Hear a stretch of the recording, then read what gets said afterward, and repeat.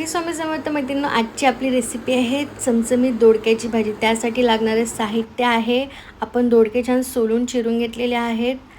बाकी रोजचे मसाले आणि बाकी कृती करता करता साहित्य कळलं। सो आपण एका मिक्सरच्या भांड्यामध्ये खोबरं घेऊया, तीळ घेऊया, मिरच्या घेऊया। मी 2 ते 3 मिरच्या घेतल्या, कमी तिखट मिरची आहे, लसणाच्या पाकळ्या आणि अद्रकचे तुकडे घेऊया आणि थोडा कढीपत्ता। हे छान आपण मिश्रण बारीक करून घेऊया, बिना पाण्याने बारीक करायचं आपल्याला।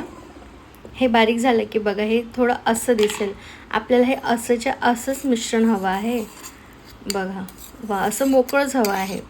ठीक आहे, हे झालं की आपण हे बाजूला ठेवूया आणि तोपर्यंत आपण कढई घेऊया आणि कढईमध्ये तेल घालूया। तेलमध्ये आपण छान मोहरी घालूया, हिंग, जिरं आणि कांदे घालूया। कांदे छान परतून घेऊया, व्यवस्थित थोडे लालसर सोनेरी होतपर्यंत परतून घेऊया।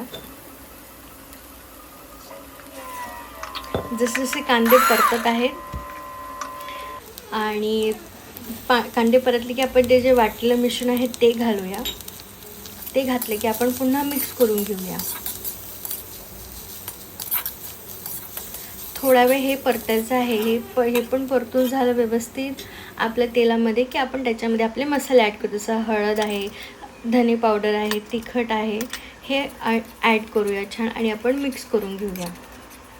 व्यवस्थित मसाले तेल सोडतपर्यंत आपण हे करूया, परतून घेऊया बघा। आणि आता मसाल्याने कोरडे झालेले आहेत, तर मी थोडं पाणी टाकलं की व्यवस्थित ते पुन्हा शिजले पाहिजे।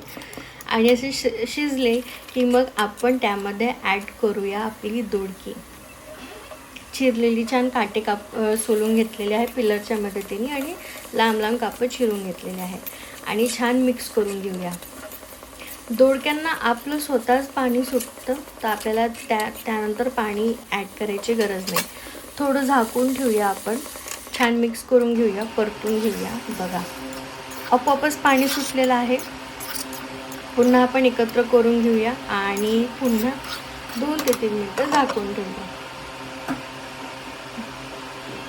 मस्त होणारी ही भाजी आहे, तुम्ही पण करून बघा। मी ही भाजी यासारखीच भाजी शेगावला खाल्ली होती, तर लगेच रेडी होते, टिफिनसाठी बेस्ट आहे आणि तयार आहे आपली दोडक्याची चमचमीत भाजी। तुम्ही पण करून बघा, आवडल्यास लाईक, कमेंट, सबस्क्राईब करा।